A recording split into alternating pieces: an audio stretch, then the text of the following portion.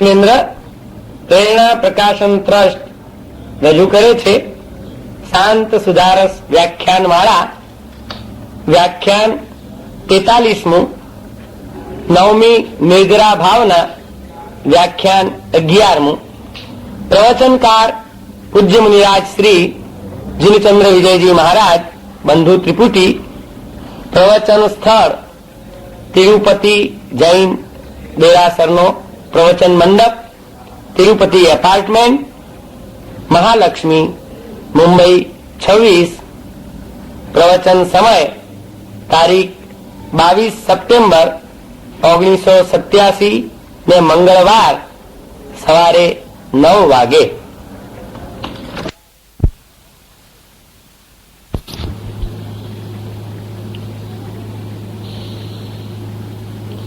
कर्मगदौषधमिदमिदमस्य च जिनपतिमतमनुपानम्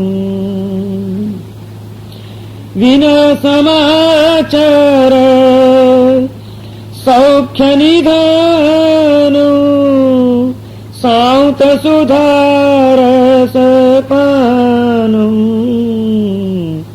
विभावय विनय तपोमयीमानम्.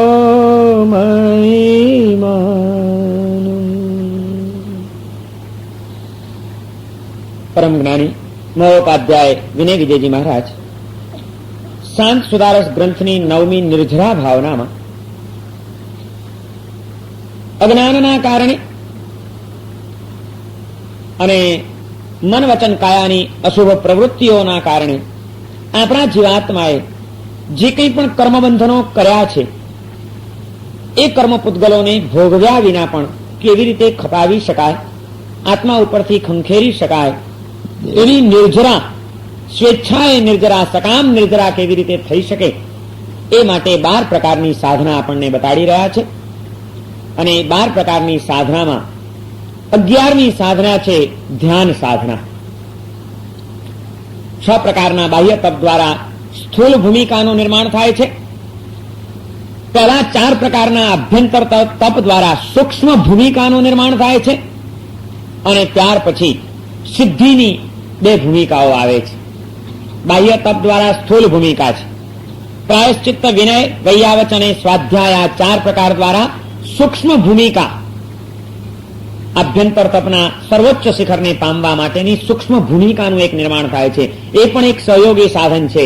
અને એ સૂક્ષ્મ ભૂમિકાને પ્રાપ્ત કર્યા પછી ખરેખર જ્યાં કર્મની વધુમાં વધુ નિર્જરા કરવાની છે એના તો 2 જ ઉપાયો છે, અને એ છે એક ધ્યાન અને છેલ્લું છે કાયોત્સર્ગ. હકીકતમાં તો કાયોત્સર્ગ દેહ ભાવથી મુક્ત થવાની જે વાત છે એ જ કર્મ નિર્જરાનું સર્વોત્કૃષ્ટ સાધન છે. પરંતુ એ કાયોત્સર્ગની ભૂમિકા આપણને પ્રાપ્ત થાય, આપણે એ અનુભૂતિને પામી શકીએ એ માટેનું પ્રબળ સાધન છે શુભ ધ્યાન. એટલા માટે એને પણ એક પરિણામ તરીકે સ્વીકાર્યું છે. પણ ધ્યાન, અશુભ ધ્યાનની અંદર ખરડાયેલું આપણું ચિત્ત શુભ ધ્યાનમાં સ્થિર થઈ શકે કે લીન થઈ શકે એ અશક્ય વાત છે. એટલા માટે એને પહેલા તો ચિત્તની અંદર ઉઠતા આર્ત ધ્યાન અને રૌદ્ર ધ્યાન, જે અશુભ ધ્યાન છે એને ટાળવા જોઈએ. એ અશુભ ધ્યાન કઈ રીતે ટળે એ માટે છે સ્વાધ્યાય, એ માટે છે વૈયાવચ, એ માટે છે મહાપુરુષો પ્રત્યેનું બહુમાન, અને એ માટે છે આત્મનિરીક્ષણ દ્વારા પાપોનો પશ્ચાતાપ. સ્વાત્માનું નિરીક્ષણ કરીએ અને પ્રાયશ્ચિત્તનો ભાવ આપણા હૃદયમાં જન્મે. મહાત્માઓનું નિરીક્ષણ કરીએ અને એમની પ્રત્યેનો બહુમાન ભાવ આપણા ચિત્તમાં જન્મે. એ બહુમાન ભાવ એમની સેવા કરવા માટે આપણા હૃદયની અંદર ભાવનાઓ જગાડે. અને ગુરુજનોની સેવા એ એમની કૃપાને માત્ર આપણને યોગ્ય બનાવે. સેવા દ્વારા સદગુરુની કૃપા જલ્દી પ્રાપ્ત થાય છે. અને એ રીતે કૃપાવંત થયેલા એ ગુરુજનો, એમની પાસેથી શાસ્ત્રોનું રહસ્ય પ્રાપ્ત થાય છે. શાસ્ત્રોમાં તો માત્ર શબ્દ છે, એનું રહસ્ય તો આત્મજ્ઞાની એવા સંતોના હૃદયમાં હોય છે. શાસ્ત્રો તમને શબ્દ આપશે, સદગુરુનો સમાગમ તમને એનું રહસ્ય પમાડશે. અને એ જ્યારે સ્વાધ્યાય દ્વારા જ્યારે આપણને એ રહસ્ય મળે છે ત્યારે જ આપણા ચિત્તના પછી આર્થ ધ્યાનો શમી જતા હોય છે અને એક શુભ ભાવોમાં, શુભ ધ્યાનમાં આપણું ચિત્ત વિલીન થવા માંડે છે. તીર્થંકરોના સમોસણમાં ગયેલા આત્માઓ કેમ વેરઝેર ભૂલી જાય છે? કેમ ખાવા પીવાની વૃત્તિઓ વિસરી જાય છે? કેમ વિષયને કશાયના સંસ્કારોથી મુક્ત બની જાય છે? આનું કારણ શું? એનું કારણ એ જ છે કે જયારે તીર્થંકરોની દેશના ચાલતી હોય છે ત્યારે એક પણ કોઈ વાત નવી નથી કરતા. એ જ શાસ્ત્રના અનંત તીર્થંકરોએ પ્રવર્તાવેલા સત્યની જ વાત કરતા હોય છે. પરંતુ એ સત્યનું નિરૂપણ, એ સત્યનું રહસ્ય એક એવા ઉત્કૃષ્ટ પરમાત્માના મુખેથી વહી રહ્યું છે. એક એવા પરમ આત્મજ્ઞાની મહાપુરુષ, પરમ પુરુષ દ્વારા પ્રાપ્ત થઈ રહ્યું છે કે જ્યારે એ રહસ્ય પ્રાપ્ત થાય છે ત્યારે જીવોના આર્થ ધ્યાન ટળી જાય છે. સમવસણમાં કોઈને ખાવા પીવાનો વિચાર ના આવે. પરમાત્માનો એ દિવ્ય પ્રભાવ હોય છે. અરે સમવસણમાં ક્યાં આપણે વાત કરીએ, સ્થાપના નિક્ષેપે પણ પરમાત્માની મૂર્તિ પણ કેટલી બધી પ્રભાવશાળી બની જાય છે. જ્યાં પરમાત્માનો પંતુ સંધાય છે ત્યાં આગળ સાક્ષાત સમવસણમાં તો જવા દો, પણ દેરાસરમાં જઈને તમે ભંડાર ઉપર જાત જાતની મીઠાઈઓ પડેલી જોશો. કોઈ દિવસ વિચાર આવ્યો છે ખાવાનો? ખાવાની લાલસામાં અને એ સંસ્કારોમાં અટવાયેલો આપણો આત્મા કેવા મિષ્ટાન્નના ભોજનો પડ્યા હોય છે ભગવાનની સમક્ષ કોઈક ભક્તે ધરાવેલા. એ સિદ્ધચક્ર પૂજન કે શાંતિ સ્નાત્ર વખતે જયારે નૈવેદ્ય ધરાવવામાં આવ્યું અને ગેબર પડેલા હોય, પણ કદાચ કંદોઈની દુકાનમાં ગેબર જોઈને ખાવાનો વિચાર આવ્યો હશે કે તાજા ગેબર લાગે છે, સરસ, કેટલા મજાના હોય, લાવ લઈ લઈએ ને ખાઈ લઈએ. કોઈ દિવસ ભગવાનની પાસે પડેલી ચીજ એમ મન થયું કે લાવ લઈ લઉં ને ખાઈ લઉં?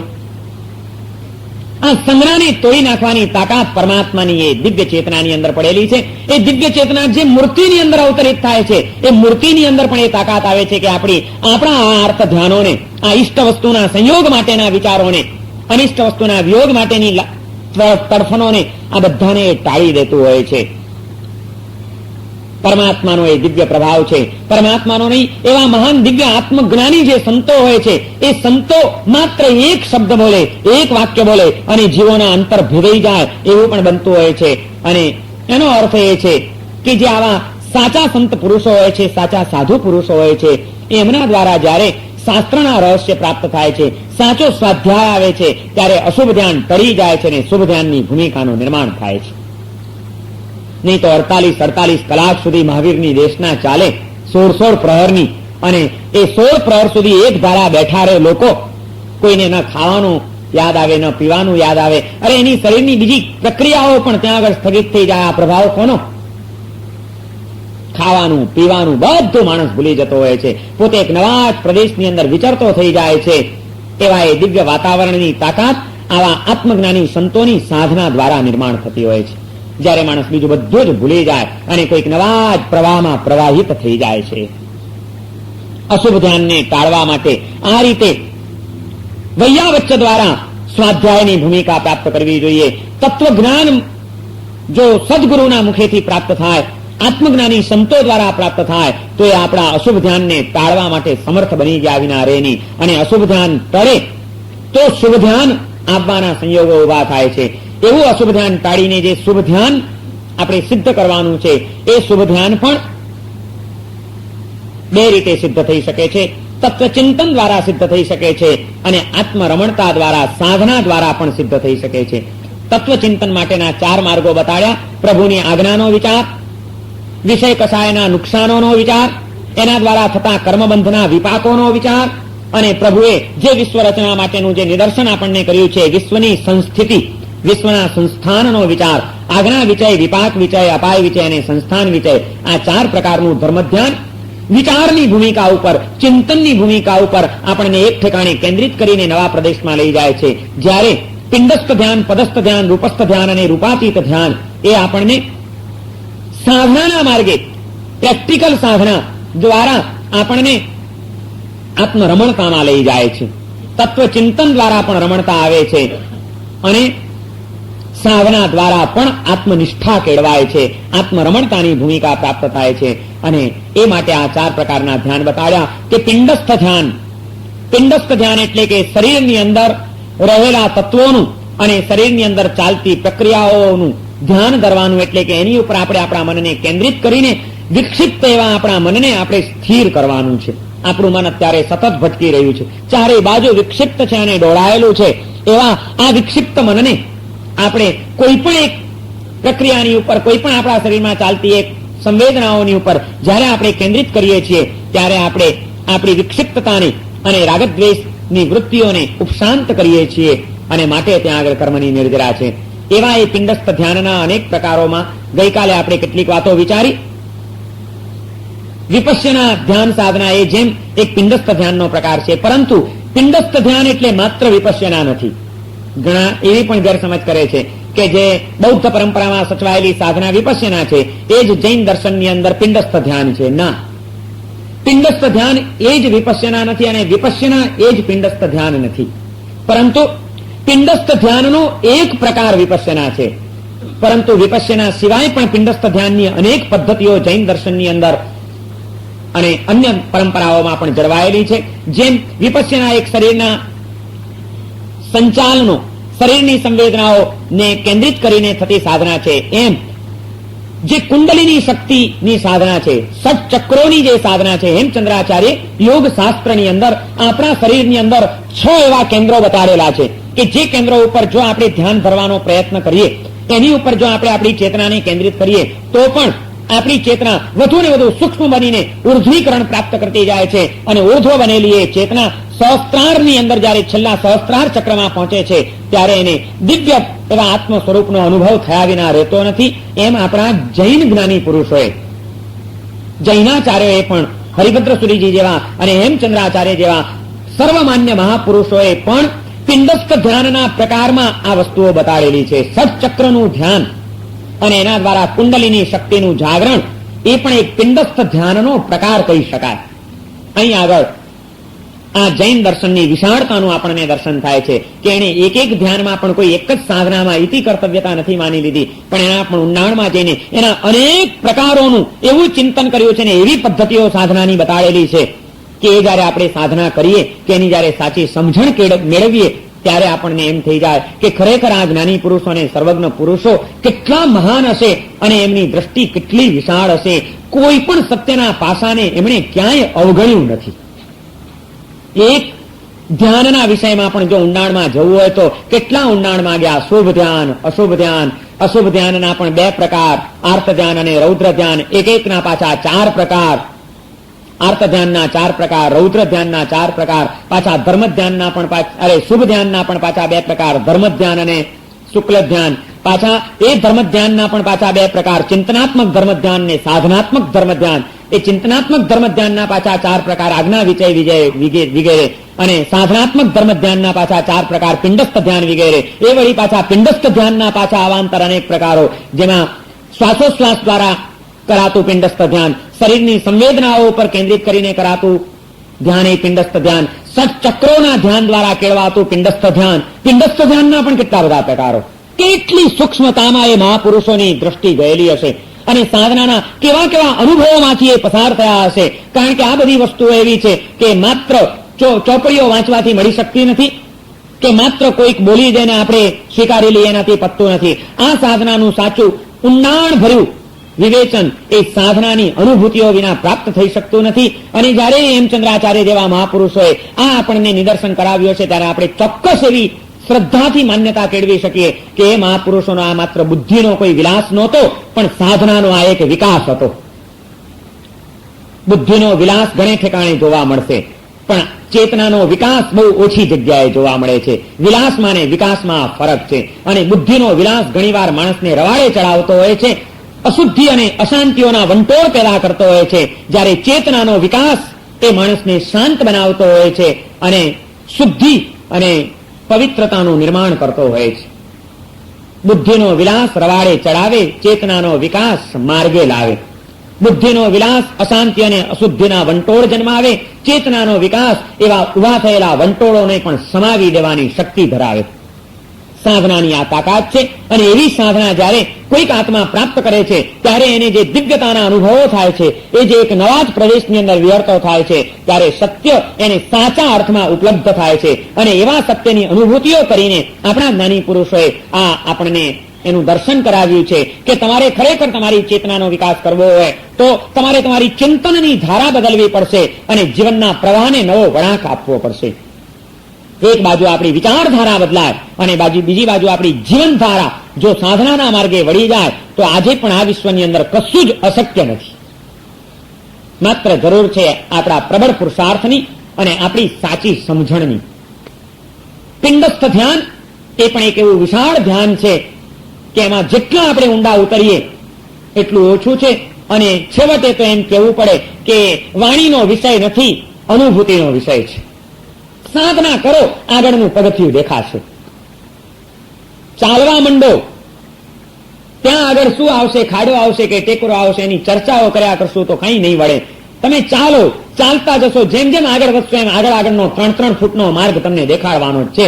અહીં અત્યારે ઉભા છો તો આટલો રસ્તો તો દેખાય છે ને, કાંઈ વાંધો નહીં, એટલો માર્ગ કાપી દો. એમાં ખાડા ટેકરા હોય તો સંભાળી લો. ત્યાં પહોંચો એટલે ત્યાંથી આગળના 10 ફૂટ બીજા દેખાવાના જ છે. એટલે વળી પાછું એટલું આગળ ચાલો એટલે એનીથી આગળનો માર્ગ તમને સ્પષ્ટ થવાનો છે. સાધનાના માર્ગે ચર્ચાઓનો કોઈ અર્થ નથી, પુરુષાર્થનો જ આ માર્ગ છે. અને એ પુરુષાર્થ જે કરે છે ને આગળનો માર્ગ સ્પષ્ટ થયા વિના રહેતો નથી. આપણી તકલીફ એ થઈ ગઈ છે આજે ધર્મક્ષેત્રમાં આવેલા આત્માઓની પણ કે આપણે ચર્ચાઓ બહુ કરતા રહીએ છીએ, જીવનમાં સાધના કરવાનું ભૂલી જઈએ છીએ.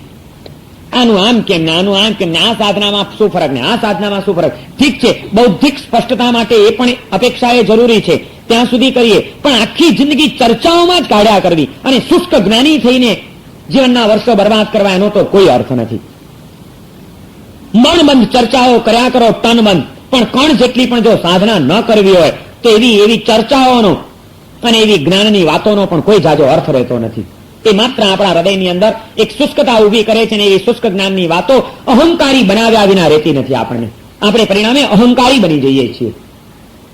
જ્યારે સાધના એ તો અહંકારને તોડવા માટેની સાધના છે, આત્મભાવને પામવા માટેની સાધના છે. અને એ તો જ આવે જો આપણે ખરેખર આ સાધનાના માર્ગે આપણા જીવનને વહેતું કરી દીધું હોય તો. પિંડસ્થ ધ્યાન દ્વારા આર્ત ધ્યાન અને રૌદ્ર ધ્યાન ટળે છે અને આપણી ચેતના સૂક્ષ્મ બનીને કર્મની નિર્જરા કરી શકે છે. એ પછી બીજો પ્રકાર છે પદસ્થ ધ્યાન.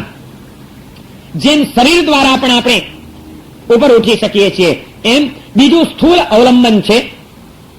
આ જે 4 પ્રકારો બતાવ્યા છે સાધનાત્મક ધર્મ ધ્યાનના, એને પણ પાછા પહેલા તો 2 વિભાગમાં વેચી નાખવા પડે: સાલંબન ધ્યાન અને નિરાલંબન ધ્યાન. રૂપાતીત ધ્યાન એ નિરાલંબન ધ્યાન છે અને પિંડસ્થ, પદસ્થ અને રૂપસ્થ એ સાલંબન ધર્મ ધ્યાનના 3 પ્રકારો છે. આ સાલંબન ધર્મ ધ્યાન દ્વારા નિરાલંબન ધર્મ ધ્યાનમાં પ્રવેશ પામી શકાય છે. એ સાલંબન ધર્મ ધ્યાન જે 3 પ્રકારનું છે એમાંનું પહેલું આલંબન છે આપણું શરીર, બીજું આલંબન છે પદ, મંત્ર, શબ્દ, અક્ષર. એના આલંબન દ્વારા પણ રૂપાતીત રૂપ નિરાલંબન ધ્યાનની અંદર આપણે પ્રવેશ કરી શકીએ છીએ. સાલંબન ધર્મ ધ્યાનનો આ બીજો તબક્કો, જેમ શરીરનું આલંબન લેવાનું છે એમ હવે પદનું આલંબન એટલે કે મંત્રનું આલંબન લઈને પણ, શબ્દનું આલંબન લઈને પણ તમે તમારી ચેતનાને બહિર્મુખતામાંથી પાછી વાળી શકો છો અને અંતર્મુખતામાં લઈ જઈ શકો છો. એને અંતઃ પ્રવેશ કરાવી શકો છો. એ અંતઃ પ્રવેશ કરાવવા માટે મંત્રનું આલંબન લેવાનું છે. એ મંત્ર માત્ર વાચિક મંત્ર ન હોવો જોઈએ. મંત્ર દ્વારા ધ્યાન તો જ આવે જો એમાં મન જોડાય તો. કારણ કે શરીરનો સંબંધ ક્રિયા સાથે છે, વાણીનો સંબંધ મંત્ર સાથે છે અને મનનો સંબંધ ધ્યાન સાથે છે. વાણીથી થાય એ ક્રિયા કહેવાય, શરીરથી થાય એ ક્રિયા કહેવાય, વાણીથી થાય એ જપ કહેવાય અને મનને કેન્દ્રિત કરીને થાય એ ધ્યાન કહેવાય. અને ત્રણેયનું જ્યાં એકીકરણ થાય ત્યાં આગળ સાધનાની પરાકાષ્ઠા આવી જાય છે. મન, વચન અને કાયા ત્રણેય જ્યાં શાંત ઉપશાંત થઈ જાય ત્યાં પછી કંઈ જ કરવાનું રહેતું નથી. અશુભ માર્ગે દોડ્યું જતું આ શરીર, અશુભ ક્રિયામાં ખરડાયેલું આ શરીર, એને પવિત્ર કરવા માટે શુભ ક્રિયાના આલંબનમાં લાવવાનું છે. વાણીના અશુદ્ધ વ્યવહારો થી ખરડાયેલી આપણી આ વાણીને પવિત્ર બનાવવા માટે નામસ્મરણ અને મંત્ર જપનું આલંબન લેવાનું છે. અને અશુભ વિચારો અને દુર્ધ્યાનની અંદર અટવાયેલા આપણા ચિત્તને શુભ ધ્યાનમાં લાવીને ધ્યાનાતીત મનથી પણ ઉપર ઉઠવાની ભૂમિકા ઉપર પહોંચવા માટે પરમ તત્વનું, આત્મા અને પરમાત્માનું અવલંબન લેવાનું છે.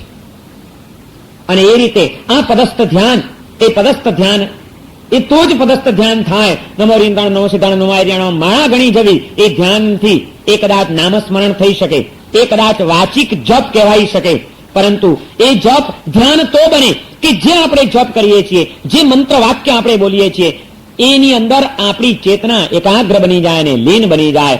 ઓમનો જપ કરીએ છીએ પણ એ ઓમ બોલતા બોલતા બોલતા બોલતા ઓમની અંદર આપણી ચેતના એવી લીન બની જાય કે તે વખતે આપણી તમામ ઇન્દ્રિયોનો પ્રત્યાહાર થઈ જાય.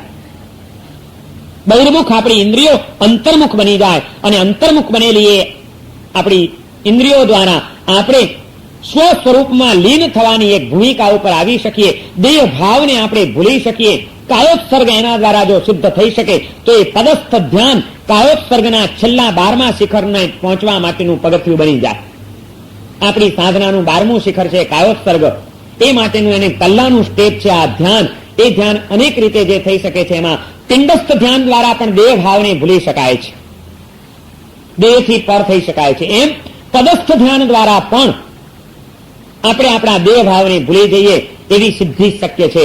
એ પદસ્થ ધ્યાનની અંદર આપણી ચેતનાને લીન એવી કરી દેવી જોઈએ કે જ્યાં આપણને સ્થૂલ જગતનું અને આપણા સ્થૂલ વ્યક્તિત્વનું ભાન વિસરાઈ જાય, માત્ર આપણા શુદ્ધ અસ્તિત્વમાં જ ચેતના કેન્દ્રિત થયેલી હોય. આજે આપણી ચેતના વ્યક્તિત્વના ખ્યાલોમાં અટવાયેલી છે અને અસ્તિત્વને વિસરી ગયેલી છે. તેને બદલે વ્યક્તિત્વને ભૂલી જવાનું છે. કર્મકૃત જે આપણું વ્યક્તિત્વ છે, બાહ્ય વ્યક્તિત્વ છે, એ કર્મકૃત વ્યક્તિત્વને ભૂલો અને કર્મરહિત જે શુદ્ધ અસ્તિત્વ છે ચેતનાનું, એમાં તમે કેન્દ્રિત બનો, એની પ્રત્યે તમે જાગૃત બનો. એ આપણી સાધનાનું છેલ્લું ચરમ શિખર છે. એ ચરમ શિખરને પ્રાપ્ત કરવા માટે, એ વ્યક્તિત્વને ભૂલવા માટે આપણે તો પહેલા આપણા વ્યક્તિત્વના ખ્યાલો જે જે કારણે ઉઠી રહ્યા છે એ આપણી આ બાહ્ય ચેતનાને અંતઃ ચેતના તરફ વાળવી પડશે. એ આપણી બહિર્મુખ ઇન્દ્રિયોને અંતર્મુખ બનાવવી પડશે અને એમાં પદસ્થ ધ્યાન પણ એક શ્રેષ્ઠ સાધન બની શકે છે. માટે એને કર્મની નિર્જરાનું કારણ કહ્યું છે. આ પદસ્થ ધ્યાન કોઈ પણ મંત્રનું અવલંબન કરીને કરી શકાય છે. આપણે ત્યાં યોગ શાસ્ત્ર વગેરે ગ્રંથોની અંદર હેમચંદ્રાચાર્ય પદસ્થ ધ્યાનની પણ અનેક પદ્ધતિઓ બતાડેલી છે. ઓમના ધ્યાનની પણ આપણે ત્યાં પદ્ધતિ છે, અરહમ ધ્યાનની પણ આપણે ત્યાં પદ્ધતિઓ છે, પરમેષ્ઠી ધ્યાનની પણ આપણે ત્યાં પદ્ધતિઓ છે. અનેકવિધ પદ્ધતિઓ છે. એમાંની કોઈ પણ પદ્ધતિ અત્યારે હું તમને આજના અડધા કલાકની અંદર બાકીના ત્રણેય ધ્યાન અને છેલ્લો કાયોત્સર્ગનો 12મો તપ હું સમજાવી દઉં અને આપણે માની લઈએ કે અમને તો હવે આની સિદ્ધિ મળી ગઈ ને અમે બરોબર સમજી ગયા છીએ અને કર્મની નિર્જરા શક્ય છે, સવાલ નથી. એને માટે દીર્ઘકાળની સાધના જરૂરી છે. અત્યારે તો માત્ર મારે તમારી સામે એક આંગળી ચીંધવી છે કે આ એક માર્ગ છે, આ દ્વારા કર્મ નિર્જરા થઈ શકે છે. આંગળી ચીંધવાનું કામ છે માત્ર. આ તો પછી તો ચાલવાનો પુરુષાર્થ અને પ્રયત્ન કેટલો પ્રબળ છે સાધનાના માર્ગે, ત્યારે જ ગામ આવી શકવાનું છે. આજે આપણી તકલીફ આ થઈ ગઈ છે, આપણે ચાલવાનું ભૂલી જઈએ છીએ અને પૂછપૂછ કરવાનું જ રાખીએ છીએ. રાજસ્થાનમાં અમે એકવાર વિહાર કરતા કરતા જતા હતા ઘણા વર્ષો પહેલા. અમારી સાથે ગામમાંથી અમારે જવાનું હતું ને ડામર રોડ હતો નહીં, કાચા રસ્તાઓમાંથી વિહાર કરીને જવાનું હતું. નીકળ્યા તો ખરા, સાથે કોઈ ભૂમિઓ હતો નહીં. સામાન્યથી ગામમાં લોકોને પૂછી લીધું કે આમ આવશે, આવી રીતે આ માર્ગે આડો ફંટાશે, પણ મારા સાહેબ આમ સીધા માર્ગે જજો એટલે વાંધો નહીં આવે એમ કરીને નીકળી પડ્યા અને ખરેખર ક્યાંક રસ્તો ખોટો પકડાઈ ગયો. ભૂલા પડી ગયા, જંગલમાં ભૂલા પડી ગયા. આમથી આમ આથડીએ 8 માઇલનો વિહાર હતો. ટાઈમ મુજબ ખ્યાલ આવી ગયો કે આપણા ક્યારના માઇલેજ તો પૂરા થઈ ગયા છે ને હજી ગામના કોઈ દર્શન ક્યાંય થતા નથી. દૂર પણ કોઈ ગામનો આભાસ પણ થતો નથી. ક્યાંક આપણે અટવાયા છીએ. આડા આવડા રખડા પણ જંગલમાં કોણ મળે? કોઈ મળે નહીં. ખૂબ રખડીને એક ખેતરમાંથી એક માણસ મળ્યો. એને કીધું, ભાઈ અમે સાધુ છીએ, ફલાણા ગામે જવું છે, અમે ભૂલા પડી ગયા છીએ, ક્યાંય રસ્તો મળતો નથી, મહેરબાની કર ભાઈ, રસ્તો બતાડ. મહારાજ કે મેરે કો કામ હે, અભી ખેત में काम करने का है, मैं नहीं आऊंगा. અરે ભાઈ કીધું, તને કામ કરીને પણ તારે પૈસા જ લેવાના છે ને, તને પૈસા અપાવી દઈશું, તો અમને ગામે પહોંચાડી દે, ત્યાં અમારા શ્રાવકોને કહીશું તને પૈસા આપી દેશે. પણ ભાઈ સાહેબ અમે રખડી રહ્યા છીએ, આ ઉપર તડકો થઈ રહ્યો છે, આમને આમ ક્યાં સુધી અમારે રખડવું, તું ચાલ. બહુ એને કીધું એટલે અચ્છા મેં ચલતા હું, ચાલ્યો અમારી સાથે. એને કીધું, ભાઈ હવે ગામ કેટલું રહ્યું? તો કે જ્યાદા નહીં, 4 કિલોમીટર હોય કે અભી. અચ્છા કીધું, ચાલો હવે એમ તો આવ્યો કે હવે 4 કિલોમીટરે પણ ઠેકાણે તો પહોંચશું આપણે. થાકેલા હતા એટલે ચાલવા માંડ્યા, પણ થાક્યા પછી થોડું એ ચાલીએ ને તો બહુ લાગે. થોડુંક ચાલ્યા એટલે વળી પાછી આપણી અધીરાઈ હોય ને. પેલાને કીધું, ભાઈ અભી ગાंव दिखता नहीं है, कितना रहा गांव? अरे महाराज चलो अभी बस बहुत नहीं है, अभी थोड़ा ही है, अभी चलो अभी आ जाएगा. વળી પાછું થોડુંક ચાલ્યા, वही पाछा हम कंटाड़िए लेके भाई तुम कहता है अभी आ जाएगा लेकिन गांव तो कहाँ दिखता नहीं है, कहाँ है गांव तेरा? अरे महाराज मैंने बोला नहीं अब ज्यादा नहीं है, अब भी आ जाएगा, चलो चलते रहो. वही થોડુંક ચાલ્યા ને વાતે વાતે થોડી વારે વળી પૂછ્યા કરી હવે કેટલું રહ્યું, હજી કેમ દેખાતું નથી, હવે ક્યારે આવશે? 2 વાર 4 વાર 5 વાર એને જવાબ પેલો કંટાળ્યો. પછી એને તરત જ કીધું, ગામડીઓ હતો, ખેતી કરતો ખેડૂત હતો, એક મજૂર હતો. એ કે મહારાજ એક बात समझ लो, गांव चलने से आएगा, पूछने से नहीं आएगा, पूछो मत चलो. મને એમ થઈ ગયું કે કેટલો મોટો ફિલોસોફર આ ખેતરમાં કામ કરે છે. જબરજસ્ત એને ફિલોસોફી આપણને તો આપી દીધી એને कि गांव चलने से आता है, पूछने से नहीं आता है. महाराज पूछ बंद करो, चलते रहो, बस चलोगे तो आ जाएगा. ત્યારે મને એમ થઈ ગયું કે આપણે આપણા જીવનમાં આ જ ફિલોસોફી અપનાવવા જેવી છે. બહુ પૂછપૂછ કરવું, બહુ ચર્ચાઓ કર્યા કરવી. ગાંવ પૂછને સે નહીં આતા હૈ, ચલને સે આતા હૈ. બસ સાધના કરો, સિદ્ધિ મળી જશે. આપણે આમાં જ અટવાઈ ગયા છીએ, આપણી તકલીફ આ થઈ ગઈ છે. તલસ્થ ધ્યાન દ્વારા આપણે આપણા સ્થૂળ વ્યક્તિત્વના ખ્યાલોને વિસરીને શુદ્ધ અસ્તિત્વની ચેતનામાં આપણે કેન્દ્રિત થવાનું છે અને એ માટે આ સાધના કરવી પડશે. એના આપણા જ્ઞાની પુરુષે અનેક માર્ગો બતાડેલા છે કે કોઈ પણ એક મંત્રનું તમે અવલંબન લઈ લો. જે મંત્ર તમને ગુરુ દ્વારા પ્રાપ્ત થયો હોય, જે મંત્રની સાથે તમારા હૃદયની શ્રદ્ધા બંધાયેલી હોય, જે મંત્રની કોઈક પૂર્વજન્મની સાધના તમારી અપૂર્ણ રહેલી હોય ને એના કારણે એ તત્વની સાથે કે એ મંત્રની સાથે તમારા હૃદયનો વધુ લગાવ હોય. ઘણાને પાર્શ્વનાથ ઉપર અનન્ય શ્રદ્ધા હોય છે, ઘણાને મહાવીર ઉપર અનન્ય શ્રદ્ધા હોય છે, ઘણાને નવકાર મંત્ર ઉપર અનન્ય શ્રદ્ધા હોય છે, ઘણાને ઓમ ઉપર અનન્ય શ્રદ્ધા હોય છે, ઘણાને સિદ્ધ ચક્ર ઉપર અનન્ય શ્રદ્ધા હોય છે. અને ઘણી વખત તો એવું બને કે જયારે કોઈ સમજણનો એને સાધનાના માર્ગે ના આવ્યા હોય છતાં પણ અમુક મંત્ર કે અમુક તત્વ આપણને વધુ આકર્ષતું હોય છે.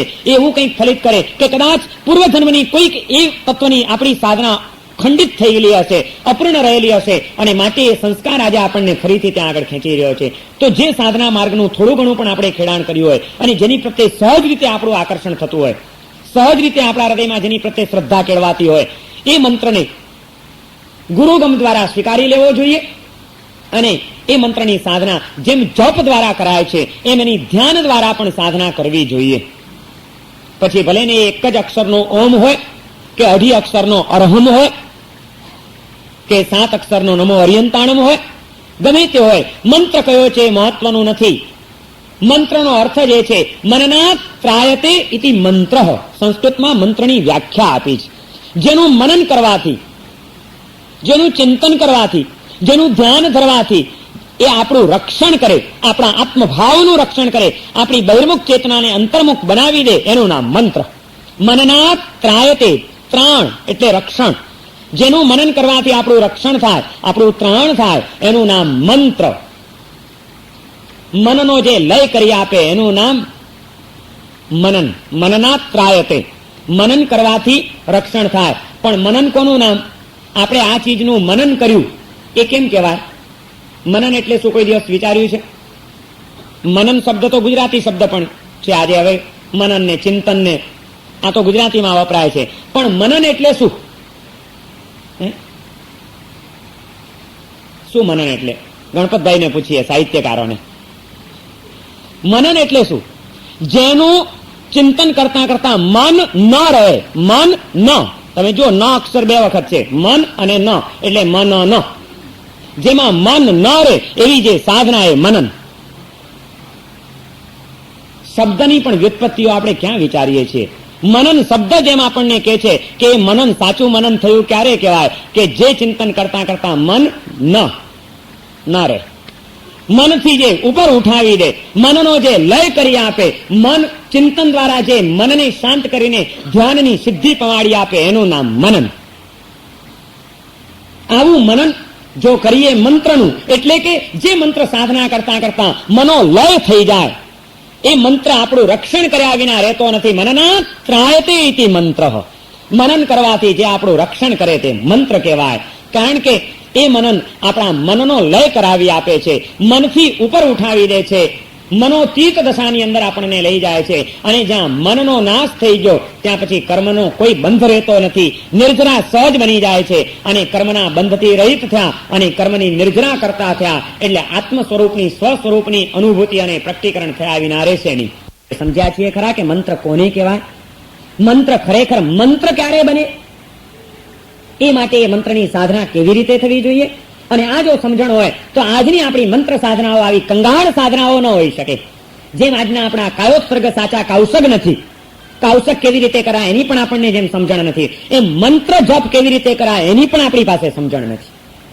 માટે રૂટીન મુજબના મંત્રો જપાઈ જાય છે, માળાઓ ગણાઈ જાય છે, પણ એના કોઈ પ્રભાવો કે કોઈ પણ અનુભૂતિઓ આપણે એની પ્રાપ્ત કરી શકતા નથી. મંત્રની સાધના કરી અને મનોલયની ભૂમિકા ના આવે તો સમજવું જોઈએ કે આપણી સાધનામાં ક્યાંક ગરબડ છે. મંત્ર ટૂંકો હોય છે, પણ ટૂંકું પણ એ બહુ મહત્વનું તત્વ હોય છે. મંત્રમાં અક્ષરો હંમેશા ઓછા હોય, સ્તોત્ર લાંબુ હોય, જેમાં સ્તુતિ હોય, સ્તુતિ કરવાની હોય, ગુણગાથા ગાવાની હોય, પ્રભાવ વર્ણવવાનો હોય, એનું નામ સ્તોત્ર કહેવાય. સ્તોત્ર હંમેશા લાંબા હોય, એમાં ઘણી બધી ગાથા હોય. ચિંતામણી પાર્શ્વનાથનું સ્તોત્ર, પદ્માવતી દેવીનું સ્તોત્ર, સરસ્વતી દેવીનું સ્તોત્ર, એમાં તો એ મંત્રના પ્રભાવો, એની વિધિઓ, એ તત્વના ચમત્કારો, એની સિદ્ધિઓ, એ બધાનો મહિમા ગાવામાં આવ્યો હોય, એનું નામ સ્તોત્ર. સ્તોત્ર લાંબા હોય, મંત્ર ટૂંકા હોય. અને હંમેશા મનને કેન્દ્રિત કરવા માટે, મનને એકદમ શાંત કરવા માટે જેટલું ટૂંકું તત્વ હશે, જેટલો ટૂંકો મંત્ર હશે, એટલું મન જલ્દી સ્થિર થઈ શકશે.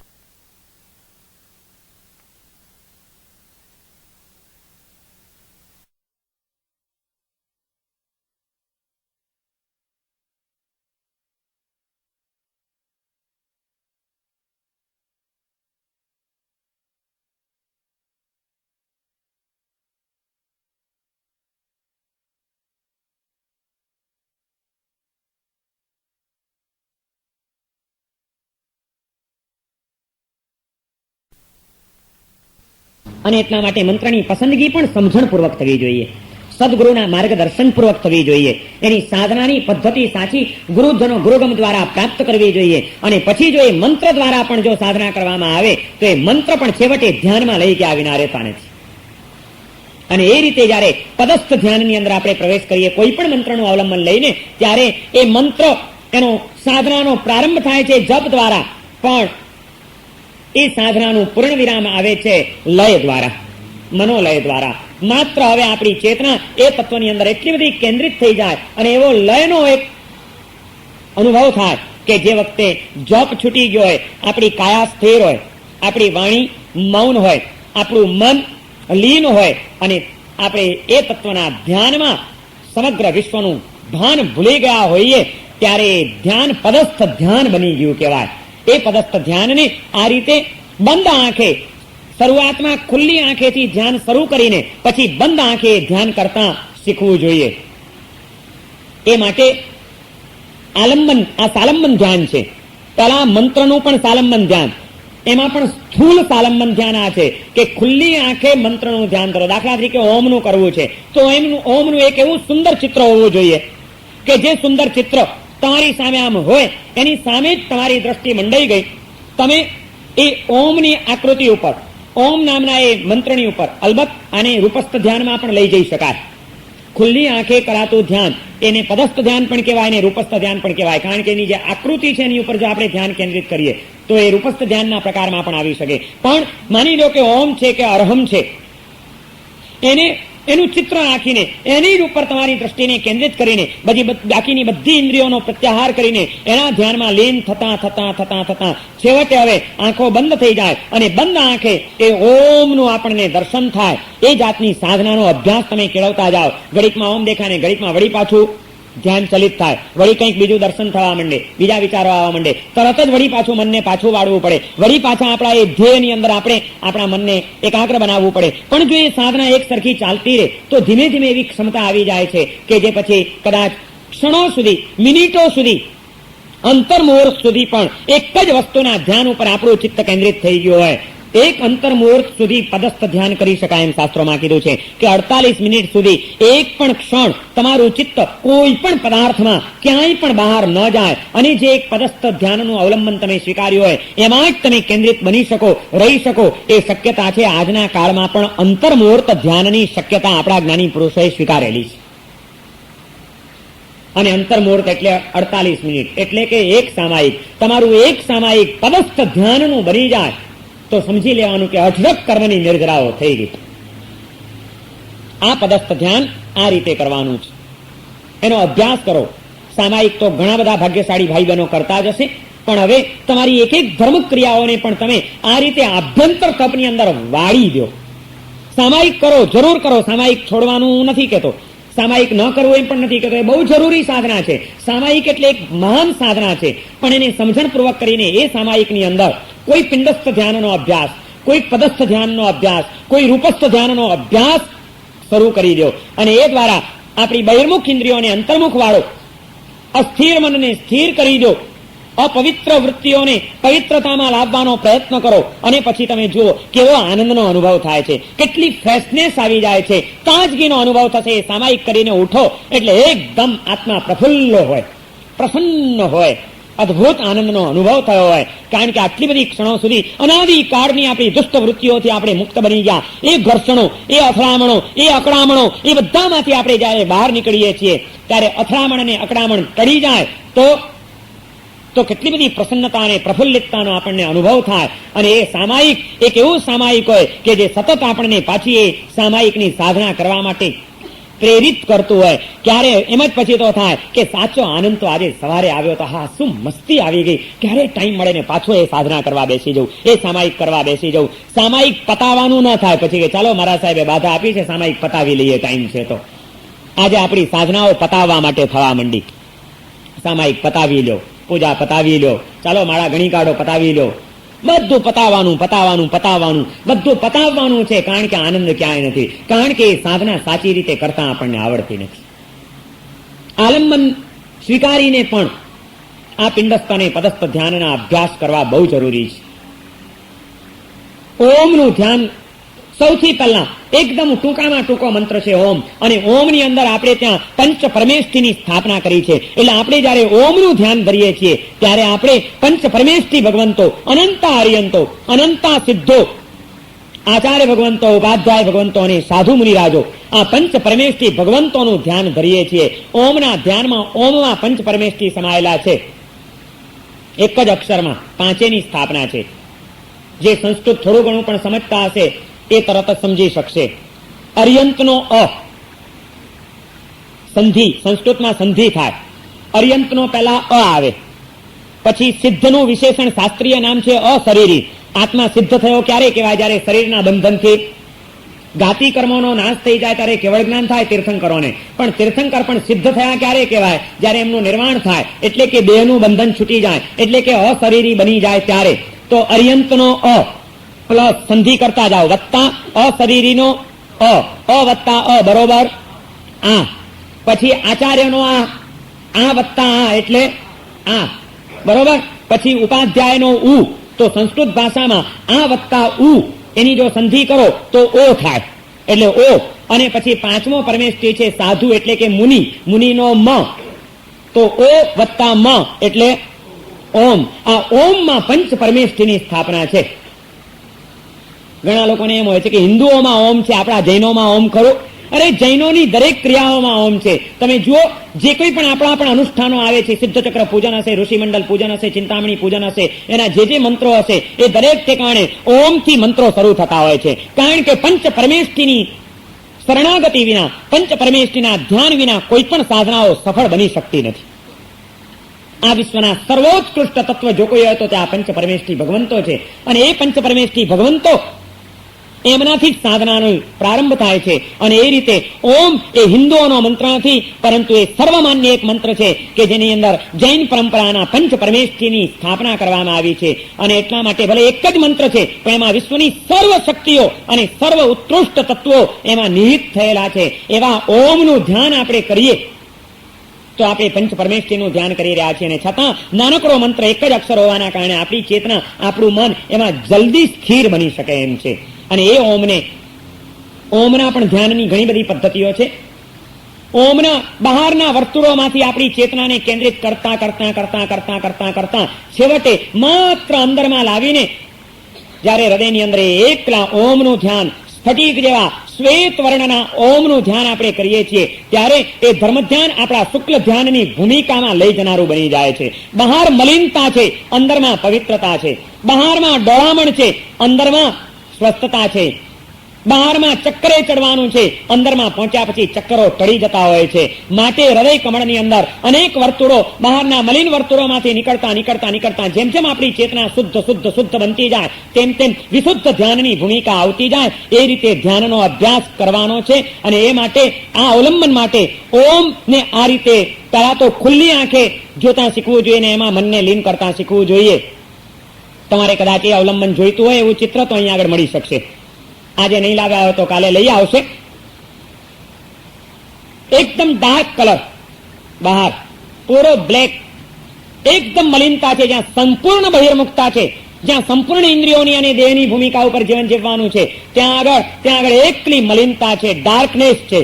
અને એમાંથી પછી એક એક વર્તુળ તમે ભેદતા જાઓ બહિર્મુખતાનું, એક એક ચક્કરો કાપતા જાઓ એટલે ધીમે ધીમે તમારી એ મલિનતા ઓછી થતી જાય. એમાંથી જરાક લાઇટ બ્લુ, પછી એકદમ એનાથી પણ ઓછો લાઇટ બ્લુ, ઓછો જેમ જેમ આપણી ચેતના શુદ્ધ થતી જાય ને જેમ જેમ અંદર આવતા જઈએ તેમ તેમ વધુ ને વધુ પ્રકાશ તરફની આપણી ગતિ ચાલે છે. અને એમ કરતા કરતા બધા આવરણો બહારના દૂર થઈ જાય અને માત્ર જ્યારે હૃદયની અંદર માત્ર એક શુદ્ધ ઓમ, એકદમ શ્વેત વર્ણની અંદર ઓમનું ધ્યાન કરતા આપણે જ્યારે એમાં લીન થઈએ, એમાં આપણે શુદ્ધ ને સ્થિર થઈએ છીએ, ત્યારે આપણી ચેતનાના અર્થ ધ્યાનો ટળીને આ પદસ્થ ધ્યાનની એક વ્યવસ્થિત ભૂમિકાનું નિર્માણ થાય છે. અને એ ખુલ્લી આંખે ઓમનું ધ્યાન ધરતા એ ઓમની ઉપર કેન્દ્રિત કરીને પછી એમાં જ્યાં લીનતા આવી એટલે ધીમે રહીને આંખો બંધ કરવાની અને હવે જે ખુલ્લી આંખે જોયું છે એને બંધ આંખે જોવાનો અભ્યાસ કરવાનો. હવે આંખો બંધ હોય અને આપણને એમાં એ વધુ ને વધુ નિર્મળ થતો જતો ઓમ દેખાતો જાય અને વિશુદ્ધ ઓમના ધ્યાનમાં બંધ આંખે આપણે લીન થઈ જઈએ ત્યારે પદસ્થ ધ્યાન સિદ્ધ થયું કહેવાય. આવું ડાર્કમાંથી લાઇટમાં જવાનું આખું એ ધ્યાનની જે પ્રક્રિયા છે, ઓમના ધ્યાનનો જે અભ્યાસ કરવાની પ્રક્રિયા છે, એ પ્રક્રિયાનો અભ્યાસ કરી જુઓ. એક સામાયિક આવા અભ્યાસમાં કાઢો 1 અઠવાડિયા માટે અને પછી અઠવાડિયા પછી તમે મને તમારો અનુભવ કહેજો કે એમાં તમને કેટલો આનંદ આવ્યો, એમાં કેટલા અર્થ ધ્યાન ટળ્યા, મન કેટલું સ્થિર અને શુદ્ધ બન્યું. એક અનુભવ કરીને જુઓ. અને એ માટે કોઈને જો આ ઓમનું ચિત્ર જોઈતું હોય તો આજે તમે અહીંથી મેળવી લેજો, આજે અહીંથી મળશે તમને. સરસ આર્ટિસ્ટ પાસે સુંદર રીતે તૈયાર કરાવીને આવું ચિત્ર તૈયાર કરાવવામાં આવ્યું છે કે જ્યારે આપણે એમાંથી વળી પાછા બહાર જતા જઈએ તો ડાર્કનેસ આવતી જાય, એટલે કે મલિનતા આવતી જાય. પદસ્થ ધ્યાનને ભૂલીને બહિર્મુખ જેમ વળી પાછી ચિત્તવૃત્તિઓ થશે તો મલિનતા તરફ જવાનું છે અને એ મલિનતામાંથી વળી પાછું અંદર આવવાનું છે. આ કોઈ પ્રતિકાત્મક આ પદસ્થ ધ્યાન છે અને એ પદસ્થ ધ્યાનનો પ્રારંભ ખુલ્લી આંખે શરૂ કરીને બંધ આંખે કરવા દ્વારા એને સિદ્ધ કરવાનો છે. આ રીતે ઓમનું ધ્યાન પણ થઈ શકે, એ રીતે અરહમનું ધ્યાન પણ થઈ શકે, નમો અર્યંતાણમનું ધ્યાન પણ થઈ શકે. માત્ર આંખો બંધ હોય અને આપણને બંધ આંખે જાણે કે બ્લેક બોર્ડ ઉપર આપણે નવકાર મંત્ર વાંચતા હોઈએ એ રીતે તમે અક્ષરોનું ધ્યાન ધરો. ન, મો, અ, રી, આમ એક એક અક્ષર કલ્પનામાં લાવીને બંધ આંખે સામે ખરેખર ખુલ્લી આંખે વાંચતા હોય એવા ક્લિયર રીતે આપણે જયારે વાંચવાનો અભ્યાસ કરીએ એટલે કેટલું બધું મનને આપણે એકદમ એકાગ્ર કરવું પડે ત્યારે બંધ આંખે આપણને સામે કંઈક વંચાય. અને એ જ્યાં તમે એકાગ્ર કર્યું એટલે એક ક્ષણોની અંદર ચિત્તમાં ઉઠતા રાગદ્વેષના સંસ્કારો અને પરિણામો શાંત થઈ ગયા વિના રહ્યા જ નહીં. અને જ્યાં રાગદ્વેષની પરિણતિ તૂટી ત્યાં કર્મની નિર્જરા છે ને છે. એક નૌકારવાળી બાંધી નહીં, હું તો કઉ છું કાચી નૌકારવાળી, એટલે કે એક મણકા ઉપર એક પદ, બીજા મણકા ઉપર બીજું પદ, એ રીતે કાચી નૌકારવાળી જેને કહેવામાં આવે છે એ રીતે પણ ગણો તો કેટલા નૌકાર થાય એમાં? એક નૌકારના 9 પદ અને 108 મણકા છે. હવે 108 ને 9 થી ભાગી નાખો તો કેટલા થાય? 12 નવા એટલે 12 નૌકાર થાય. માત્ર 12 નૌકાર તમે પદસ્થ ધ્યાનની ધારણા દ્વારા તમે ગણો અને તમે જુઓ એમાં કેટલો સમય લાગે છે. 108 નૌકાર ગણવામાં જેટલો સમય લાગતો હશે કદાચ એટલો જ સમય કે એથી વધુ સમય ભલે ને 12 નૌકારમાં જાય કઈ વાંધો નહીં, પણ ક્યાં આપણે માત્ર ક્વોન્ટિટીમાં કોઈ સર્ટિફિકેટ લેવા છે કે મેં આટલા નૌકાર ગણ્યા. બેસ્ટ ક્વોલિટીનો એક નૌકાર પણ કામ કાઢી જશે. આપણે તો પ્રતિક્રમણ સૂત્રની અંદર બોલી જ જતા હોઈએ છીએ, સિદ્ધાણમ બુદ્ધાણમ ને પુખરવર્દી બોલવાનું આવે. ઇક્કોવી નમુક્કારો જીણવર વસહસ્સ વદ્ધ માણસ સંસાર સાગરાઓ તારેઈ નરમ નારીમ્વા. ઇક્કોવી નમુક્કારો, એક જ નમસ્કાર એ સંસાર સાગરથી નર ને નારીને તારી દે છે. એની ઉપર કોઈ દિવસ આપણે વિચાર કર્યો કે હું આ શું બોલી જઉં છું પ્રતિક્રમણની અંદર?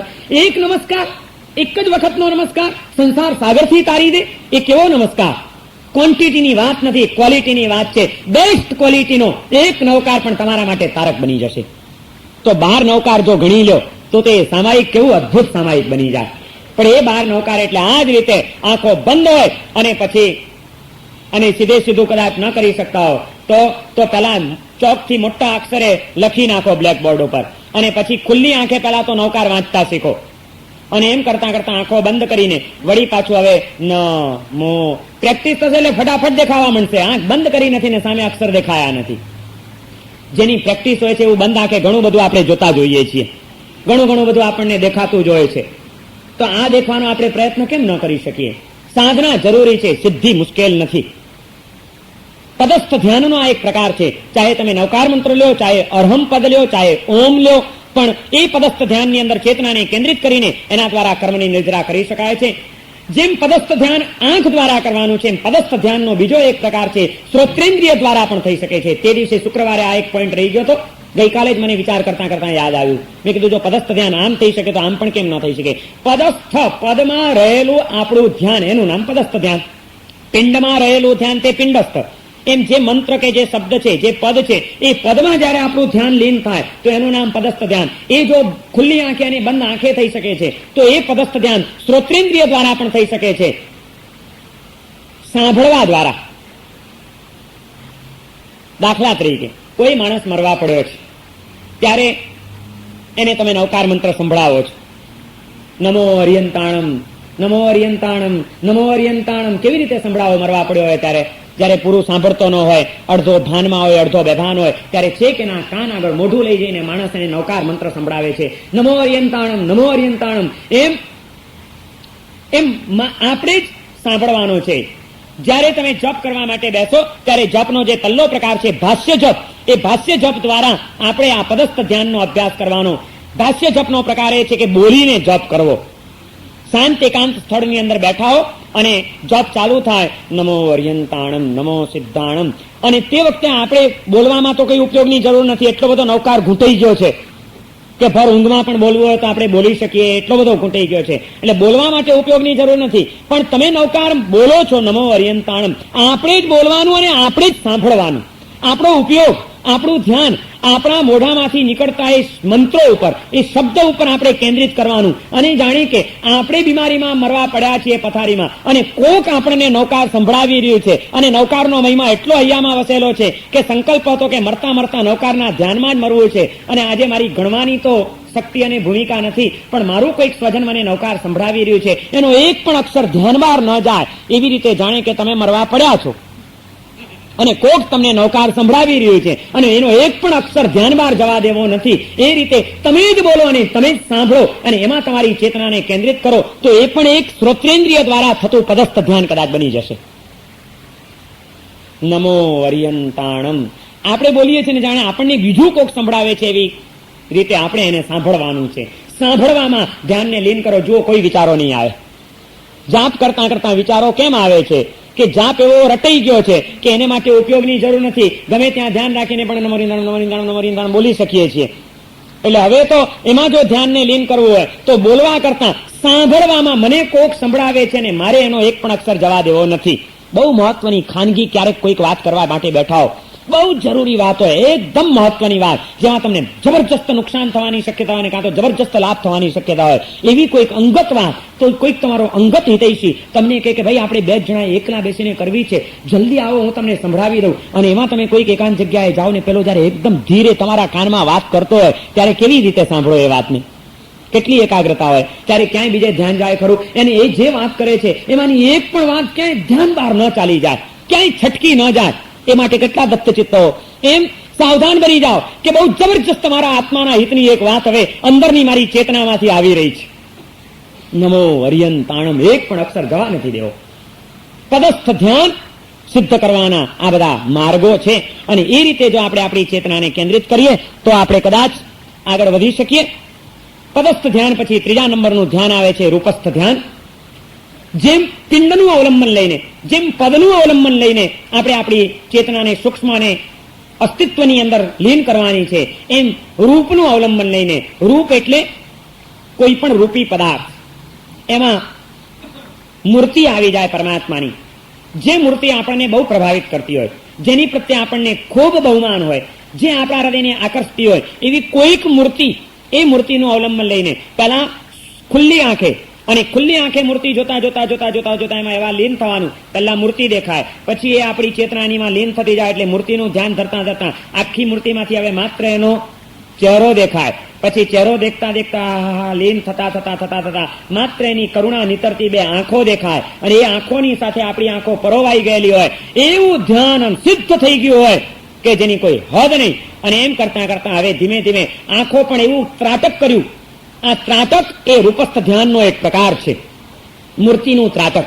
અને એ રૂપસ્થ ધ્યાનનો અભ્યાસ કરતા કરતા એ આંખો પણ હવે થાકી જાય, આંખો બંધ થઈ જાય, અને બંધ આંખે પાછી મૂર્તિનું દર્શન થવા માંડે, ત્યારે રૂપસ્થ ધ્યાનની સૂક્ષ્મતા આવી કહેવાય. ખુલ્લી આંખે રૂપસ્થ ધ્યાનનો પ્રારંભ કરવાનો, અને બંધ આંખે પણ એવું જે આપણે જોઈ શકીએ એવી સૂક્ષ્મતાને પ્રાપ્ત કરવાની છે. એ માટે મૂર્તિનું અવલંબન લઈ શકાય, એ માટે જ્યોતિનું અવલંબન લઈ શકાય. દીવાની જ્યોત, મેં જેમ તે દિવસે કીધું હતું કે ચંદ્રાવતંસક રાજાએ આખી રાત કાયોત્સર્ગ ભાવને પ્રાપ્ત કરવા માટે એને ધ્યાનનો અભ્યાસ સ્વીકાર્યો, અને એને રૂપસ્થ ધ્યાનનો અભ્યાસ કરવાનો નિર્ણય કર્યો. જ્યાં સુધી દીવાની જ્યોત જલતી હશે ત્યાં સુધી આ દીવાની જ્યોત સિવાય બીજે ક્યાંય પણ હું મારું ધ્યાન જવા નહીં દઉં. આ એનું કયું ધ્યાન હતું? રૂપસ્થ ધ્યાન હતું, જ્યોતિનું ધ્યાન હતું. આત્મા અને પરમાત્મા નહોતા. આલંબન કયું છે, નાનું છે કે મોટું છે, જળ છે કે ચેતન છે, એ બધી વાતો ગૌણ છે. કયા આલંબન દ્વારા તમે તમારી ચેતનાને વિશુદ્ધ બનાવી શકો છો, સૂક્ષ્મ બનાવી શકો છો, અંતર્મુખ બનાવી શકો છો, અસ્તિત્વમાં લાવી શકો છો, એ સાધન આપણા માટે મહત્વનું છે. જીવંત પરમાત્મા પણ જો આપણી ચેતનાને અંતર્મુખ લાવવામાં સહયોગી ન બની શકતા હોય આપણા માટે, તો એ નકામા છે. અને ભગવાનની ભલેને જળ કહેવાતી એવી મૂર્તિ પણ આપણને જો આ સિદ્ધિ સુધી પહોંચાડી શકતી હોય તો એ આપણા માટે જીવતા કરતા પણ વધુ ઉપકારી છે. બુદ્ધિને બધે ખાલી લડાવીને ગળમથલોમાં અને વિધાઓમાં પડવાની જરૂર નથી. જળ કલ્યાણ કરે કે ચેતન કલ્યાણ કરે, બધું કલ્યાણ કરે. તું જળ ન બન, તું ચેતન બનતો બધું ચેતન બનતું છે, બધું કલ્યાણકર બની જવાનું છે. જળ એવી બુદ્ધિના સહારે આપણે આપણી ચેતનાને જળ બનાવી દીધી છે, એમાંથી મુશ્કેલીઓ ઉભી થઈ ગઈ છે. રૂપસ્થ ધ્યાન મૂર્તિનું અને પરમાત્માનું પણ ધ્યાન નથી, એક જ્યોતિનું ધ્યાન પણ આપણા માટે કલ્યાણકર બની શકે છે. રૂપસ્થ ધ્યાનનો આ પ્રકાર છે કે કોઈ પણ રૂપી પદાર્થનું અવલંબન લઈને એમાં જ આપણે આપણી ચેતનાને કેન્દ્રિત કરવાની છે. ઉગતા સૂર્યનું બાળ સૂર્યનું ત્રાટક કરવાની જે એક પદ્ધતિ છે ધ્યાન માર્ગની, એ પણ રૂપસ્થ ધ્યાનનો એક પ્રકાર છે કે એમાં જયારે આપણે આપણી ચેતનાને સૂક્ષ્મ કરીએ છીએ ત્યારે એના દ્વારા એક આંતર જગતની નવી અનુભૂતિઓ શરૂ થાય છે અને નવા જ પ્રદેશની અંદર આપણે પહોંચી જઈએ છીએ. આ રીતે જ્યોતિનું ધ્યાન, બાલ સૂર્યનું ત્રાટક, મૂર્તિનું ત્રાટક, ખુલ્લી આંખે થતું ત્રાટક, બંધ આંખે થતું ત્રાટક, આ બધા રૂપસ્થ ધ્યાનના પ્રકારો છે.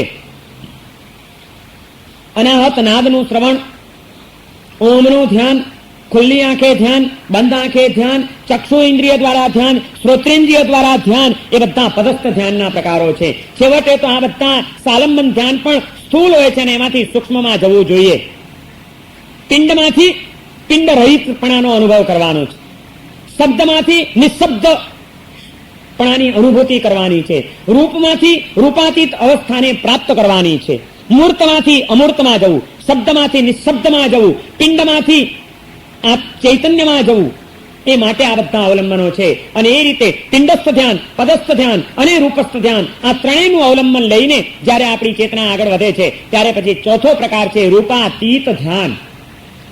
અને એ રૂપાતીત ધ્યાન, એમાં અવલંબન નથી હવે કોઈ પણ સ્થૂળ તત્વનું, ત્યાં માત્ર આત્માના શુદ્ધ ગુણો અને આત્માનું મૂળભૂત સ્વરૂપે ગુણવાન જે તત્વ છે એનું ધ્યાન ધરીને જ્યાં પિંડસ્થ, પદસ્થ અને રૂપસ્થ દ્વારા આપણી ચેતના અંતર્મુખ બની અને હવે જયારે પરમાત્માના સ્વરૂપની અંદર જયારે લીન થવા માંડી ત્યારે પરમાત્માની મૂર્તિનું પણ અવલંબન હવે ચાલ્યું જાય અને માત્ર એ પરમાત્માની જે વિશુદ્ધ ચેતના છે એ વિશુદ્ધ ચૈતન્યના ગુણોનું ચિંતન કરતા અને એવી જ વિશુદ્ધ ચેતના આપણા આત્મામાં પડેલી છે, આત્મ સ્વરૂપનું ચિંતન કરતા એમાં જયારે આપણે લીન બની જઈએ ત્યારે આપણે ધન્યતાને પ્રાપ્ત કરી જઈએ છીએ. અને એ ધન્યતા આપણી રૂપાતીત અવસ્થાની એક ભૂમિકા હોય છે. એ રૂપાતીત અવસ્થા દ્વારા આપણી ચેતના પરમોત્કૃષ્ટ કક્ષાએ ધર્મ ધ્યાનની છેલ્લી ભૂમિકાને પ્રાપ્ત કરે છે. અને એવી ભૂમિકામાં પહોંચેલી ચેતના એને પછી ધર્મ ધ્યાનમાંથી શુક્લ ધ્યાનમાં ચાલ્યા જતા વાર નથી લાગતી.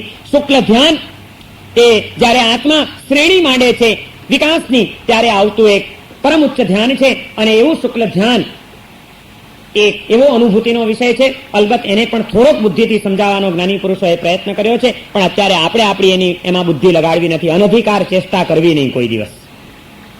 જે આપણો અનુભૂતિનો વિષય નથી એને બુદ્ધિથી સમજાવવા જોઈએ. હું જ ન સમજ્યો જ્યાં એ અનુભૂતિ ન હોય ને હું સમજાવું છું એમાં કોઈ ખોટું નિરૂપણ થઈ જાય અને કોઈ ખોટી ગેરસમજ કોઈના મનમાં ઘૂસી જાય તો એ બહુ મોટું નુકસાન થાય. માટે અનધિકાર ચેષ્ટા કોઈ દિવસ કરવી નહીં. એ જ્ઞાની પુરુષોની મર્યાદાને લક્ષ્યમાં રાખીને આપણે શુક્લ ધ્યાનનું ચિંતન કરવાનો કે શુક્લ ધ્યાનની છણાવટ કરવાનો પ્રયત્ન ન કરીએ. ધર્મ ધ્યાનનો અભ્યાસ કરીએ તો શુક્લ ધ્યાન એની મેળે આવી જશે. ચાલતા રહીએ, મંજિલ મળી જશે.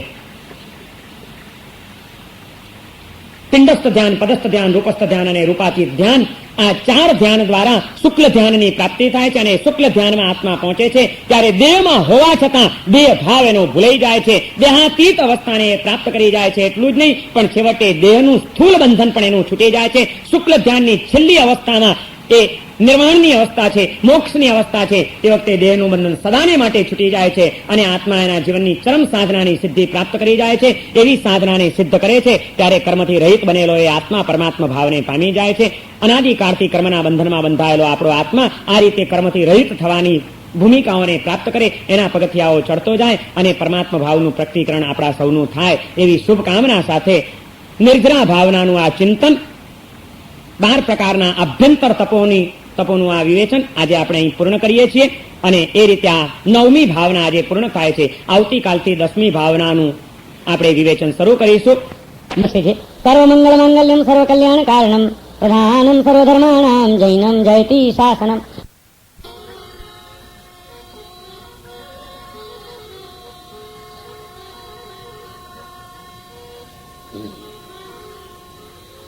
दुनिया में से गुरु मिलने कठिन है, दुनिया में से गुरु मिलने कठिन है, प्रेम के मधुर भरे जिनके वचन है, प्रेम के मधुर भरे जिनके वचन है, दुनिया में से गुरु मिलने कठिन है, प्रेम के मधुर भरे जिनके वचन है, प्रेम के मधुर भरे जिनके वचन है।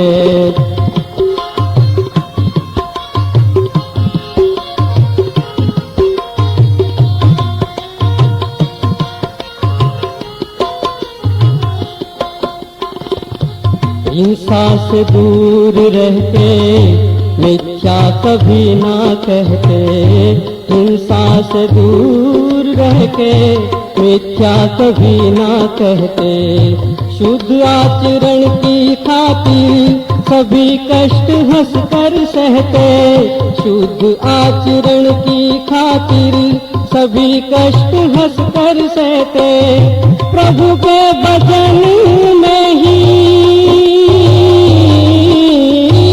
प्रभु के भजन में ही रहते मगन है, प्रेम के मधुर भरे जिनके वचन है, प्रेम के मधुर भरे जिनके वचन है, दुनिया में से गुरु मिलने कठिन है, प्रेम के मधुर भरे जिनके वचन है।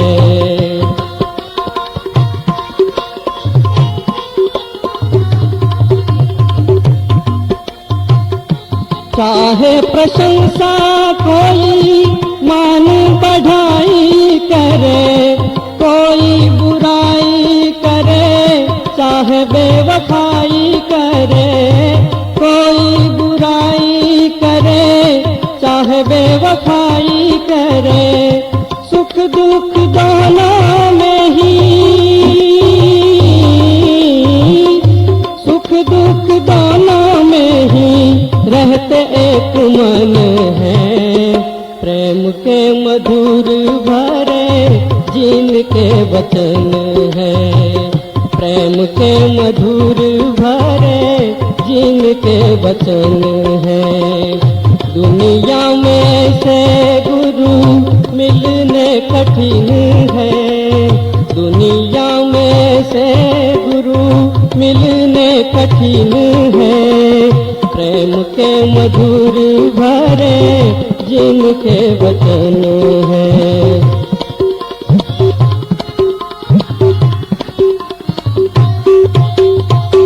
सत्यशील सुंदर इनका जीवन है ऊंचा जिनका, सत्यशील सुंदर जिनका जीवन है ऊंचा जिनका, भावना भी शुभ है जिनकी कण कण पावन है इनका, भावना भी शुभ है जिनकी कण कण पावन है इनका, महिमा कहे क्या ये तो, महिमा कहे क्या ये तो पार ना तरन है, प्रेम के मधुर भरे जिनके वचन है, प्रेम के मधुर भरे जिनके वचन है, दुनिया में से गुरु मिलने कठिन है, प्रेम के मधुर भरे जिनके वचन है, प्रेम के मधुर भरे जिनके वचन है।